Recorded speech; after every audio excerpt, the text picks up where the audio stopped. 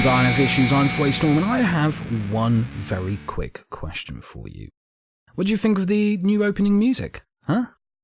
I quite like it personally. I know that's me being a little bit biased, and I'll explain why that is. You see, the piece of music that I originally had at the beginning of episodes, that was just a placeholder, because what I had to do is I sat there and thought, well, I need to use some music, and it was a piece of music that I've used quite a few times on my videos that I've done and stuff. And basically, it's a very old demo. It was a song that I started writing a few years back, and I tracked a little demo at home, and I didn't really have the right equipment to do that sort of thing, and I had a really shitty guitar at the time and everything. And after doing the last episode, I thought, you know what? You've been working on some music lately, because, now I do have a much better guitar, a guitar that I absolutely love, an Ibanez, and much better, home recording equipment and stuff. So, I'd been working on, a 3-track thing that I'm going to release, and I got in touch with a very talented drummer that I know, and I do mean very talented,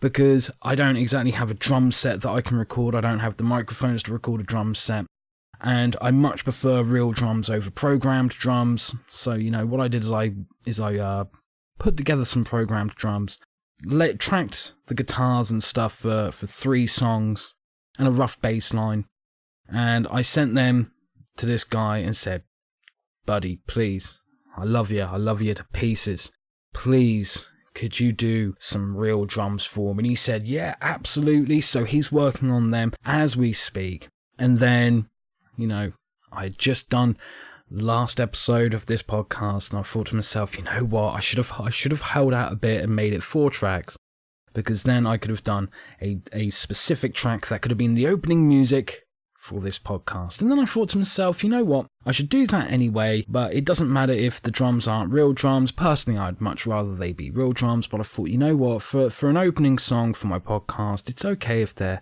programmed drums, as long as they're mix ready programmed drums, which luckily they were. And I thought, right, well, it doesn't need to be anything super special, it just needs to be good, and needs to be just short enough for this podcast. So I sat down on a Friday evening, and I picked up my Ibanez, and I thought, okay, let's just throw together a couple of chord progressions, see what happens. And then by the next day, about lunchtime, middle of the afternoon, I had recorded and very lightly mixed what you have now heard at the beginning of this episode, which will be the opening music for this podcast. As I move forward, I might retrack a couple of bits, because I'm sure that I could do it better, but for now, I think it's fine. I don't exactly have experience in mixing music, but like I said, for now, it's fine. I can always tweak things as I go along when necessary, and I gotta say, I wasn't planning on it being any more than just the opening song for this podcast, so about 30-40 seconds, which is exactly what it came into. I tell you what, now that I hear it, I think, oh, that could be a longer song. Maybe I should work on making it a longer song. Maybe I will in the future. Who knows? But anyway, let me ask you the real question that I like to ask you at the beginning of this episode, because I'm interested. I like to know, how the devil art thou?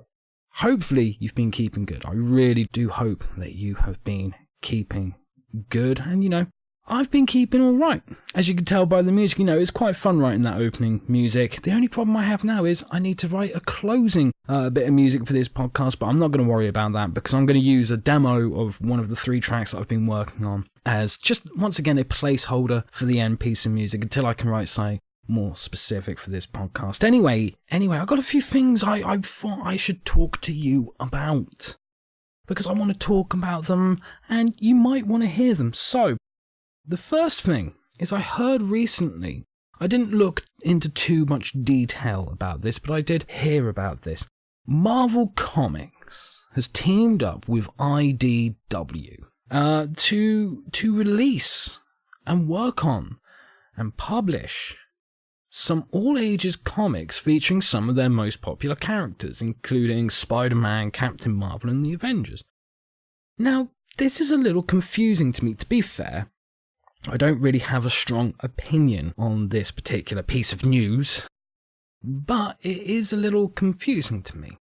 Because you see, alright, let's be honest, comic book sales haven't exactly been great for the past year or whatever. But Marvel is still one of the big 2 publishers. they publish a hell of a lot of books every month, every week even. A hell of a lot of books. And I'm going to be talking about one of those books a little bit later on. But they've got a huge amount of creativity in-house. And they've got lots of people that are dying to work for them who are very, very talented people. It just seems odd to me that they can't put together their own all-ages books, that they've got to team up with IDW. Now, last time I checked, IDW wasn't doing so good, and please take what I'm about to say with a pinch of salt, because I don't exactly have the numbers and the figures in front of me as I speak. I'm going off of memory, and I can't guarantee that my memory is going to be 100% on this particular subject. But last time I checked, they had their profits had dropped by 91%. Either that or their stock had dropped by 91%. Something like that. 91% was a figure, and it wasn't good. So, okay, first of all, Marvel really shouldn't have to outsource to another publisher. But then again, you know, it's a lot of work. So let's say that it is reasonable that they do so, and I'm sure that it is. I mean, I don't exactly know what's going on at Marvel. You know, I don't work there. I've never worked there, so I don't know. But it just seems weird to me that if they were going to outsource or team up with another publisher, that they go for IDW. And not only that, these books, yes, sure, they'll have the Marvel logo on there, but they'll also have the IDW logo on there. Now, they have done, like, the occasional team-up before, but the other publisher's logo wasn't necessarily present. This time it will be, and I don't know whether I should be concerned by this or not. It's just, like I said, it's more confusing to me than anything else. But anyway, moving onward. I heard recently that Daredevil Season 3 is hitting Netflix this year. It's been announced and guaranteed that before 2018 is over, Daredevil Season 3 will drop on Netflix. Now, this is good news for me, right? Because I don't know about you, but personally, when they announced The Defenders and these Netflix shows way back when, I thought it was quite cool. I was really excited by this. And then Daredevil Season 1 dropped, and I absolutely loved Daredevil Season 1. I was so excited by it, I thought it was a fantastic show. Then Jessica Jones Season 1 dropped, and I really looked forward to that, and I watched it, and I was like, it was good. I wouldn't say it was great, but it was good. It was entertaining enough. I felt there was some really strong moments, but altogether there was a lot of fat that could have been trimmed, and it could have been shortened down. It didn't need to be 13 episodes. I think it would have benefited from being less than 13 episodes, but that's just my opinion. You know, lots of people gave it praise, and that's absolutely fine, each their own. I just wouldn't give it the same amount of praise as a lot of other people. Then Daredevil Season 2 came along. Now, the year that happened, I was super happy because, one, they included the Punisher, which I was exceptionally happy about. Two characters that I love, Daredevil and the Punisher, together in one show. Hell fucking yes, give that to me. But not only that, they decided to drop the entirety of Season 2 that year, which, if I remember correctly, was about 2016. They dropped the whole of Season 2 right on my birthday, March 18th. It was a beautiful moment for me. It was one of the best birthdays I had ever had because I got to just binge watch Daredevil and Punisher going for it. You know, it was fantastic. And then we had Luke Cage Season 1, which I thought that show started off fantastically well. I thought it was a really good, solid show until halfway through. Halfway through that season, I felt like it just dropped. You know, and I was like, okay, I really like the first half of that season, not too keen on the second half. Then, of course, we got Iron Fist. Iron Fist, I watched that first episode and thought, oh yes, that's cool. I'm well up for this. I have a feeling this is going to be a great show. And by the end of that season, I wish I hadn't bothered because I was so horribly bored by it, which is a term that I hate to use. I hate to say, oh, I thought this show was boring or whatever. I really do hate to use that term. And I'll explain why some other time. It's not really important right now. But anyway, that happened, and I wasn't too impressed by it. Then The Defenders dropped, the 8-episode season, which I thought was cool. There was a little bit just before the last episode that I was like, okay, where the hell are you going with this? I have a feeling that you started an idea and didn't know how to finish it, so you just kind of abandoned it and shit. But generally, by the end of it, I was quite happy with it. I was quite impressed with it, and I wanted a season 2. Then this year happened, okay, and in March we had Jessica Jones season 2, which I was just not impressed by whatsoever. I gave up halfway through, to be honest with you, which is something that I rarely do. I'm one of those annoying fuckers that if I'm watching a show or a movie and I'm not enjoying it, I will hang through right to the very end. Because you just never know, that ending may turn it all around. I've had that before. But I just couldn't do it with Jessica Jones season 2. I just had to abandon it. And that was in March of this year. Then in June of this year, we had Luke Cage season 2, which I felt started off strong. I thought it was pretty cool. I really liked Bushmaster. I thought he was an excellent character and he was being portrayed excellently. But once again, about halfway through, it was like, either wrap this up or I've got to walk away. I hanged on till the very end and wished that I hadn't, kind of thing. And we know that in September we're getting Iron Fist season 2, which I am looking forward to. Even though I didn't like the first season, I am looking forward to Iron Fist season 2. I think there's a good possibility that it could redeem itself. And I could be horribly wrong, but I'll have to wait till September to know. So the big question that everyone's thinking is, okay, you know what? I've missed one of the shows. There was The Punisher season 1, which was last year in November. Wow, I loved that. I loved every second of that. I couldn't get enough. It was one of the only shows from Netflix where I thought, can you give me more than 13 episodes? But I'm glad that they didn't. I'm glad they did it the way it was because it was really strong in my eyes. So, the question on most people's lips concerning Daredevil Season 3 is if it's going to drop in 2018, and bear in mind we're in August now, so there's not much of 2018 left. When exactly will it drop? Because Netflix have said it will drop in 2018. Before 2018 is through, it will drop. They haven't given a specific date, so people are trying to guess. Now, this is my theory. Jessica Jones Season 2 dropped in March, that's the 3rd month of the year. Luke Cage Season 2, that dropped in June, the 6th month of the year. And Iron Fist Season 2 is dropping in September, the 9th month of the year. You don't have to be the most amazing mathematician to figure out that it's every 3 months they've dropped one of these Netflix Defenders shows. So I have a feeling it will be December. Now, they'll probably prove me wrong and release it in November. I think the earliest that they're going to risk releasing it is November. I think the latest will be December. So that's just my theory. You know, I have no insider knowledge or anything like that. I'm just not that lucky, I'm afraid. But that's my prediction. But really, what I want to say about it is, hell fucking yes, bring me Season 3 as soon as fucking possible. Because like I said, I loved Season 1, I loved Season 2. The only thing I want more than Daredevil Season 3 is a Punisher Season 2, which I'm sure we'll probably get Punisher Season 2 next year. And hopefully, they'll start introducing some more characters and giving them shows. You know what I really wanted, but I don't think they're going to do, was I really wanted Netflix to do a Ghost Rider series. But then they put Ghost Rider in Agents of S.H.I.E.L.D. I'm not a big fan of Agents of S.H.I.E.L.D. I kind of gave up after the first season. So I have no idea what their portrayal of Ghost Rider was like. You know, I've heard mixed opinions, to be honest with you. And hey, who knows, maybe they still can do a Ghost Rider show on Netflix. I doubt it though, considering he was in Agents of S.H.I.E.L.D. But, you know, you live in hope. I know a lot of people really want a Moon Knight series on Netflix, and I think that would be fucking cool as well. I'd be well up for that. Anyway, moving onwards, but sticking with TV.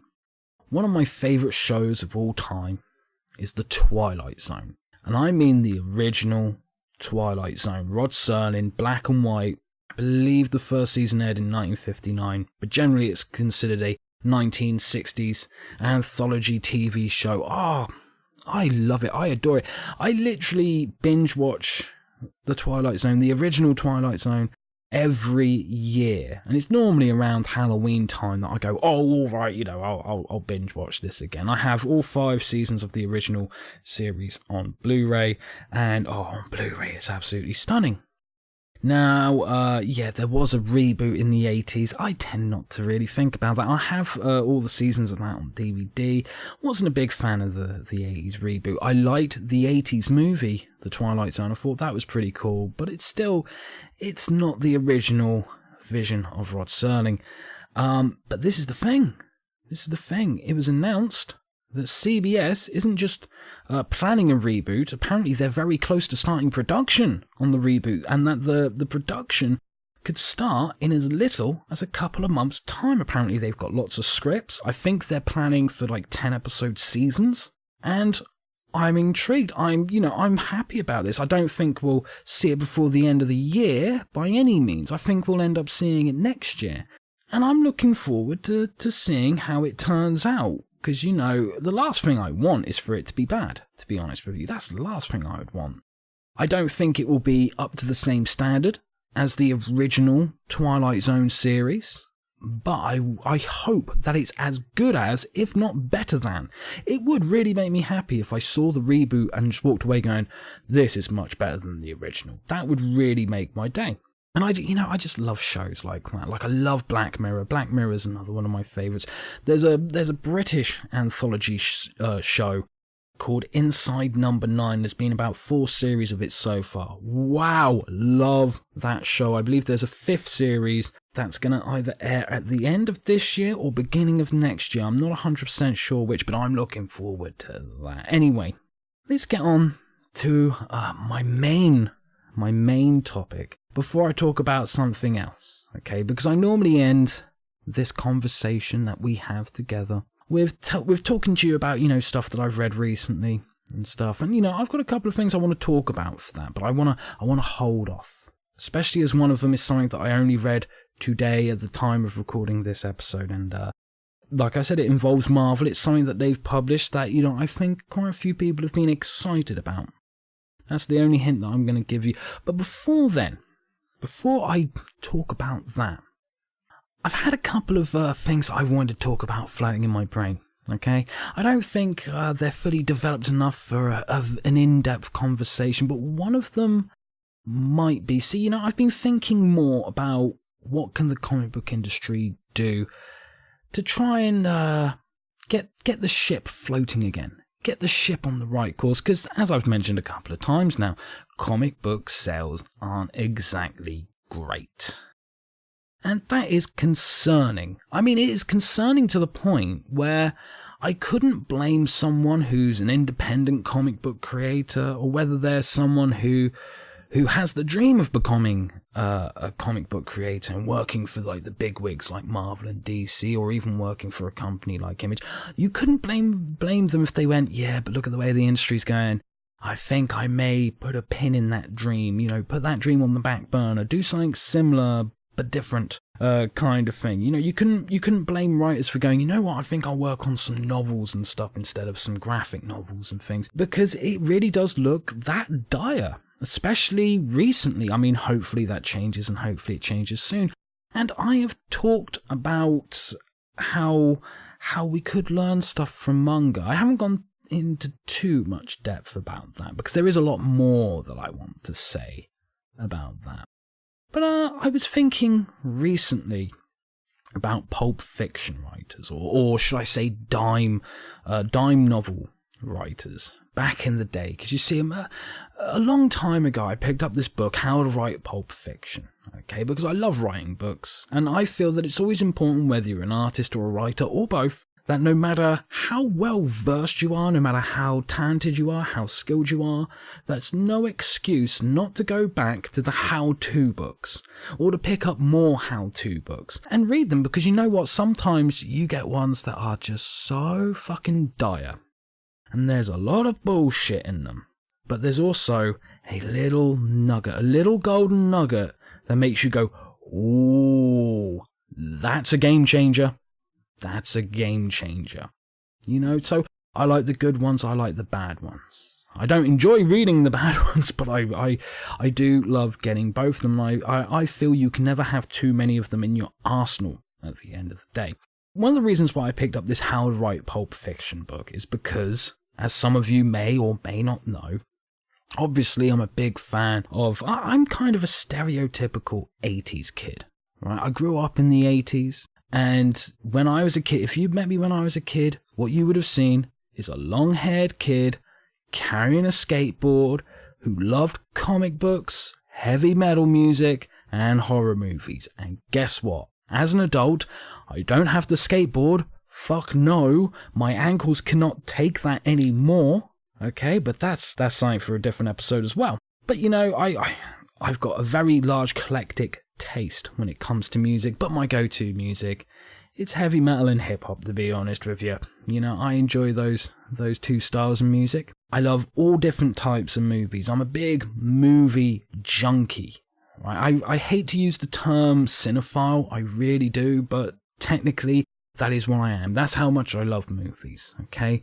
And my go-to kind of movies, look, I love a good laugh, so I love to put on a comedy. Who doesn't? Who doesn't? But I love horror movies. I absolutely love horror movies. And comics, I still love comics. Of course I love comics still. I write them, for fuck's sake. I draw them, you know, so why would I not love them? If I'd stopped loving them, I wouldn't be doing what I do as a job. My point being is I haven't changed much, but there are little things that I love. You know, things like The Twilight Zone, absolutely love that. But I love film noir as well.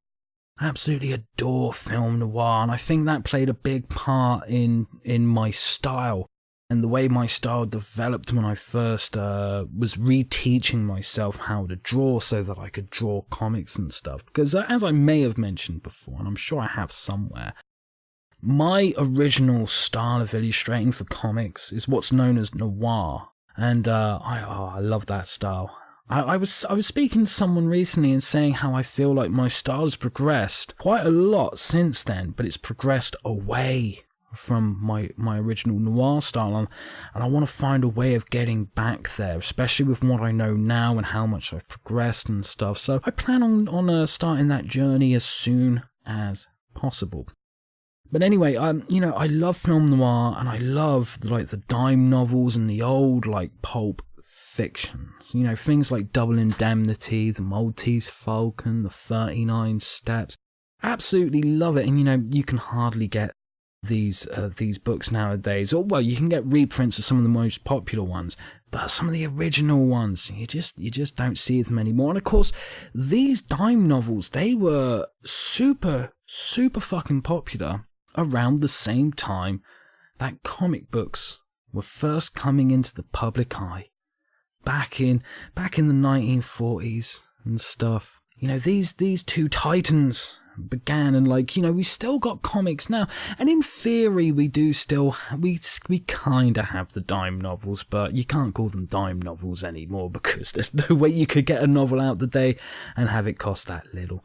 But I was thinking about that because, like I said, I have this book, and I thought, you know what, I'm gonna reread that book because I thoroughly enjoyed it the first 2 times that I read it, and I want to reread it because there's something quite nice, quite pleasant about rereading some of the history concerning like the pulp writers and stuff. And it made me think about the difference between how we make comics today and how they used to be made then. Because back then, with the pulp writers, see, to me this is fascinating. It might bore you to death. I hope it doesn't, so I'll try and make this quick.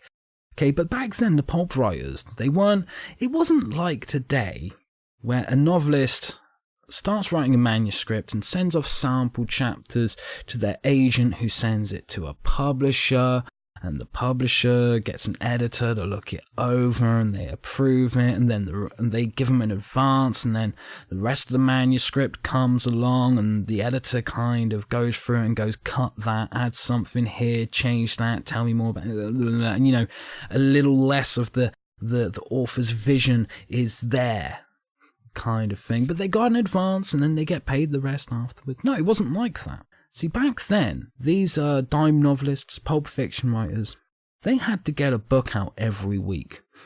A proper book, right? We're talking like between 40,000 to 60,000 words. And they got paid per word, but only if the book was accepted.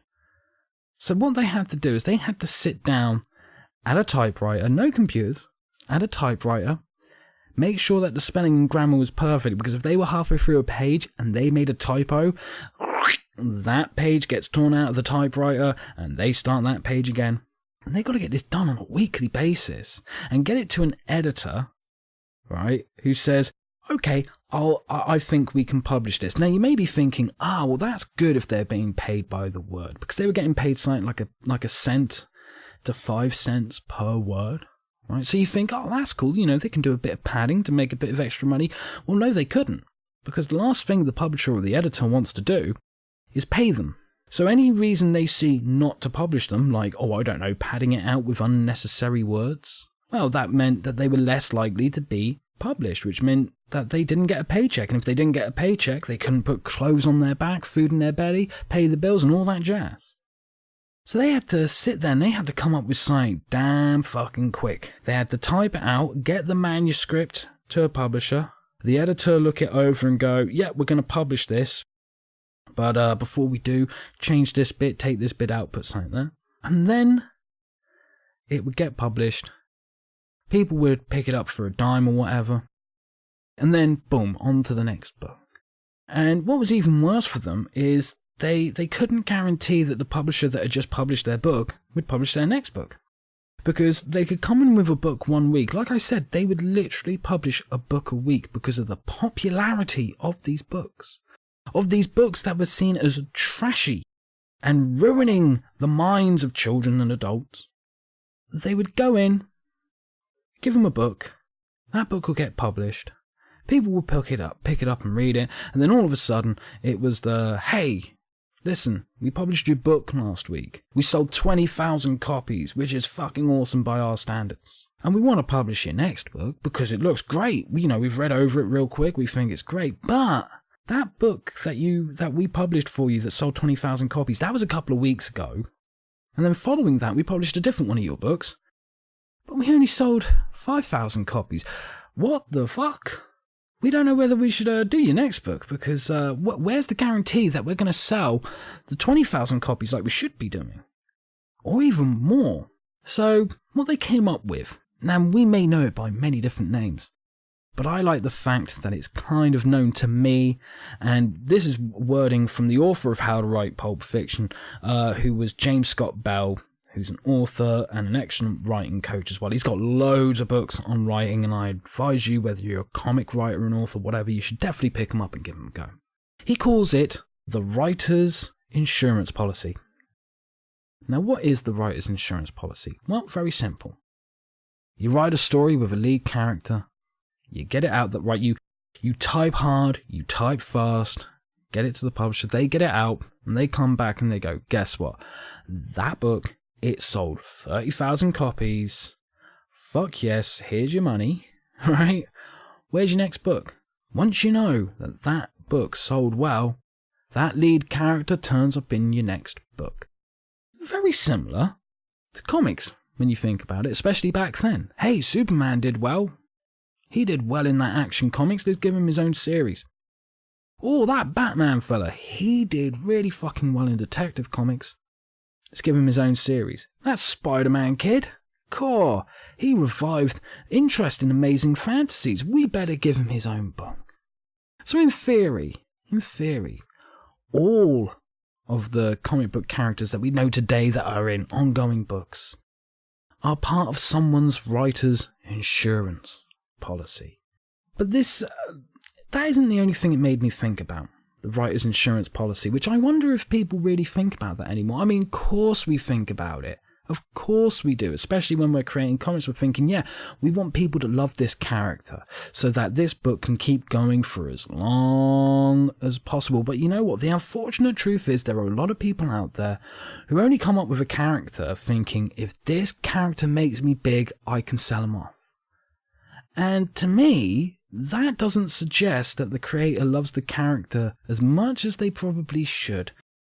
You know, you should really love your characters. And the last, you know what, I don't care whether you believe me when I say this or not, because I know it's true. But the last thing I would actually want to do is sell off any of my characters. That's the last thing I'd want to do. I have enough trouble letting someone else draw them. I can't fucking handle that. I don't know what it is. I have real big trouble being able to handle that. If I could handle it better, then I'm sure I could get books out quicker. But that's not what I'm here to talk about at this moment in time. It just reminded me of how different we create comics today. And I don't just mean in the sense of like, there are some people who are doing it digitally. What I mean is there was this great documentary about the history of comics. I believe it was about the history of DC Comics, and it was called Secret Origins, and it was narrated by Ryan Reynolds. Now, I may have got this confused with one of the many other documentaries about comics, okay? But I think it was in this one where they talked about how back when comics were first about, because as you may or may not know, when comic books started, there was just comic strips, and these appeared daily in the newspapers and at the weekends in what they called the funny sections. And comic books came together because someone had the bright idea of taking these newspaper comic strips, bundling them together, calling it a comic book, getting it out there and selling it cheap, and that's where comics started. Because bear in mind, if memory serves me correctly, Superman started as a comic strip, not a comic book. Take that with a pinch of salt. Once again, I don't have all the details up in front of me, but I feel fairly confident in saying that. From what I can recall from this documentary, there was someone who was one of the many artists and writers or editors back then, in the heydays of comic books, and they were explaining how comic books had such a huge turnover because they were so popular that it wasn't uncommon for an editor on a Friday to turn around to a group of artists and writers and go, okay, we've got X amount of pages to fill. We need a story with this character, a story with this character, a story with this character. They need to be X amount of pages each, and I need them in 48 hours. By the end of the weekend, I need finished pages on my desk. Now, if you turned round to an artist today and said, I need a 10-page story on my desk tomorrow in 24 hours, most of them would be like, I can't do that, get someone else. Because we've become a bit used to, well, I want to take time on this, which isn't a bad thing, I'm not saying that, but we've got used to this idea of like, hey, I need a day to pencil that. There's some great videos out there teaching you how to do comic book inking from professionals, and one that I saw, the guy was saying that he spends at minimum 2 days inking one page. But back then, in the 1940s, they would get a deadline like that, a 48-hour deadline. So what they would do is they would all cram round, like a mass team of artists and writers would cram round one person's apartment for a whole weekend, and they literally wouldn't sleep. You would have people with drawing boards sat in the living room, drawing like mad whilst they were writers, like coming up with ideas, smoking cigars and pulling their hair out. And that they would, they would be like, okay, I need to go to the bathroom and take a leak. And they'd walk in there and there'd be two guys with drawing boards sat in an empty bathtub, scribbling away and stuff. And they would meet that deadline. Each one of them would meet that deadline. And it would be anywhere between 10 to 20 pages in 48 hours. That's how quick they worked. Very similar to the Pulp Fiction writers. Like I said, they used to type hard and type fast. They had to get a new novel out there every week if they wanted to get paid. In fact, it wasn't uncommon with Pulp Fiction writers because they were seen as being, more high up, more respectful in those days, that they would have these little parties and get-togethers. It wasn't unheard of for an author, a Pulp Fiction author back then, to have like a big party where friends would come round, lots of nice ladies and all that. People would be smoking cigars and drinking, having a good time listening to music, and that the host of the party would go, right, I've got a deadline, I'll be back in a couple of hours. And they would literally smash out 30,000, 40,000 words in a couple of hours whilst there's a party going on around them, and then go, right, that's my deadline done, let's carry on with the party. It just made me think, isn't it interesting how things have changed? And should we, in a way, actually be looking at some of the old techniques of how they put together comics and stuff?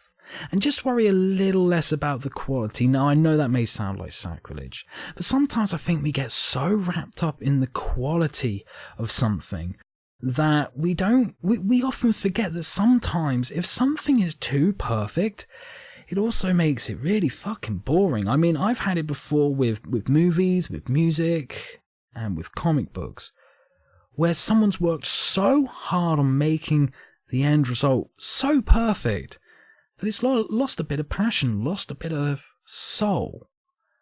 And you get to the end of it and go, yeah, it looks lovely, but I just didn't enjoy it. So how do we get over that? Is that part of the problem that comics have today? That in a way they're just a little too clean, a little too perfect? I don't know, but I think it's an interesting thing to think about. You know, this is another thing that I don't really have a strong opinion either way. It plays on my mind a little bit, and I like to go down that rabbit hole, and I thought I would share going down that rabbit hole with you. Anyway, I'm gonna wrap things up soon, but before I do, I want to talk about what I've read recently, because that's what I normally do. I feel like that's going to become like a regular thing with these little podcasts. Now, last time I mentioned that I've been reading 12 Rules for Life by Dr. Jordan B. Peterson, which was a fantastic book. So thick, so dense, so brilliant. Absolutely excellent book. Well, I haven't been reading anything like that recently. What I've been reading is I just wrapped up reading the 14th volume of One Punch Man. Wow, what a fucking title. It is such an excellent manga. The only thing is, the 14th volume isn't the last volume. But here in the UK, we've only had 14 volumes released so far. So I've got to wait for volume 15. And guess what? That doesn't come out here in the UK till middle to late January 2019. So that is such a long wait. But let me tell you, I've thoroughly enjoyed that book. There is so much to that series, and I absolutely love it. I didn't think I would love it as much as I did. But I did. I loved it so much that once I put down that 14th volume, I got hold of the anime, and I watched that, and wow, just absolutely wow. I just think it's an absolutely fantastic book. Listen, if you're into your manga and you haven't read One Punch Man, I highly recommend that you change that. Another book that I read recently is I read the first issue of a 4-issue mini-series from Dark Horse Comics called The Seeds. This has been a really interesting issue. I heard about it because I was watching a couple of YouTube videos, and one of them mentioned The Seeds, so I got hold of it. And it's a very interesting, unique book. I can't say it was boring, but I can't say that I have to go to the rooftops and shout out about it. It's been really good. I'm really interested to see where it goes. I have a feeling it's going to be one of those books that when you get to the end of that 4th issue, you're going to be like, holy shit, that was excellent. But you can't see that so early on. You know, this first issue, I feel, is a lot of setup, a lot of, hey, check this out. Isn't this interesting? You'll learn more about it in the next few issues. And I'm looking forward to seeing what the next issue holds. I like the fact that it's another book that's been using the 9-panel grid. The 9-panel grid seems to be making a bit of a comeback of late. And I gotta admit, the more that I see the 9-panel grid being used and all the interesting ways that you can use it, the more I wish I had used the 9-panel grid in the past. And I'm sure I shall use it on a project at some point in the future. In fact, I've got like an idea, not for any particular project, but just a general idea of mixing up the 9-panel grid with a different type of grid and using the 9-panel grid for certain types of scenes in a book. I'm not going to say any more than that. It's something that I need to spend a bit more time thinking about and experimenting with. And the last one is what I hinted at earlier. Today was the release of issue 1 of Fantastic Four, written by Dan Slott. Now, let me go back a little bit. I have been a fan of the Fantastic Four since I was knee-high to a grasshopper. Okay, absolutely love Fantastic Four. I still get excited for Fantastic Four movies, okay? I love that Roger Corman one. I think it's fucking great. I know it's not the best thing in the world, but I still enjoy it. I went to that first Tim Story Fantastic Four on the weekend that it opened, opening weekend. I went to that first Tim Story Fantastic Four movie dressed as the Human Torch. That's how much of a Fantastic Four fan I am. I don't really do cosplay or anything like that, especially when it comes to movies. Why do I need to dress up to go see a movie? But I did for that one. That's how excited I was, because that's how much I love Fantastic Four. Anyway, Obviously, the book got cancelled a little while back, which was a shame. And then it got announced recently that they were going to be bringing it back and that Dan Slott was writing it. Now, I'm going to be 100% honest here. I have heard lots of people complain about Dan Slott's writing. I have heard all the cries and woes over what he did when he worked on Spider-Man. I never read any of that stuff. I've never read any of Dan Slott's stuff before now. I had nothing to base his writing from. But because I'd heard so many people complain about his writing, I was optimistically cautious. I was also optimistically cautious because it's been a long time since I got a Marvel comic book and enjoyed it, let alone when I last got a Marvel comic book. Okay, it's been a long time since I last bought a Marvel comic book. So I saw that issue 1 of Fantastic Four was here. I thought to myself, do I or don't I? And then I was like, who the fuck am I kidding? Of course I'm going to do it. And I was cautiously optimistic about it. And I sat there. The moment I got it, I read it, cover to cover. And fuck me, it's the first time in a long time that I picked up a Marvel comic book. Not only did I enjoy it, I had a certain feeling whilst reading it that I haven't had with a comic book in a long time, especially a comic book from Marvel. I say haven't had with a comic book in a long time. I'm being hyperbolic when I say that. I mean when it comes to Marvel comics. And this feeling can only be described with one word. Fun. For the first time in a long time, I had fun reading a Marvel comic book. My mind was blown. Because shouldn't every comic you get from Marvel or DC be a fun experience? And this is the thing, let me be very clear. You can have a serious story in a comic book and it can still be fun. Like, I'm sure most people wouldn't use the word fun to describe the experience of reading Watchmen, but that doesn't mean that you didn't have fun reading it. Anyway, I read it. There were 3 stories in this first issue. It was quite a big first issue. There was the main story, and there was a short story with Doctor Doom that, to be honest, I think it was just there as like set up for a story that will happen later. And there was like a 1-page story that was kind of like, hey, look, we're self-aware and we know that you're going to complain about this one element of what happened in the main story of this issue, and here's us diffusing that before you complain about it, which I kind of felt was a little redundant and a little patronizing towards the reader. But I can understand why they did it as a preemptive strike. I'm not going to complain about it. It was just something that I noticed and thought, could have done without that. But the main story it's great. I think it's really great. I thought the art style was really good. I thought the artist had done a really good job. There was 1 page where there was a transition from one panel to another that I found jarring. And I kind of had to, it pulled me out of the story for a second. I had to go, how did they get to there? But apart from that, I thought the art was great. Dan Slott's writing on it, I thought was really good. It came across to me as if he understood the characters. Okay, all these complaints that I'd heard about Dan Slott's writing before, I did not see them in this book. Now, I will say, some of the dialogue was excellent. And, you could see and hear, as you read it, you could hear the uniqueness of each character's voice. There was the odd moment where a character would say something and you'd be like, that's not the sort of thing they would say. It's not just uncharacteristic, it's not that character's voice.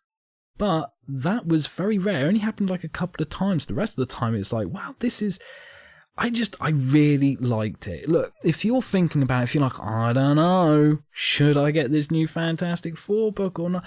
I recommend you do. Now, look, my opinion may change later on down the line. I may read more issues of it and go, oh, actually, now that we've come this far, but for now, I can say that I've really enjoyed it and I would recommend it to others. And for the first time in a long fucking time, I can't wait for the next issue of a Marvel comic book. I am looking forward to issue 2 a hell of a lot. But anyway, I think I've said all that I can really say on the subjects that I've talked about today, so I'm going to wrap it up here. Now look, thank you very much for being here and being a part of this. I really do enjoy getting to do this with you. And as I said before, I know this becomes a bit of a one-sided conversation because this is a one-man podcast. but I still enjoy it nonetheless, and I hope you do as well. And I look forward to the next time that we are able to do this, and hopefully it won't be too long until that next time comes around. So until next time, take care of yourself, take care of each other, and most importantly, peace and fucking believe.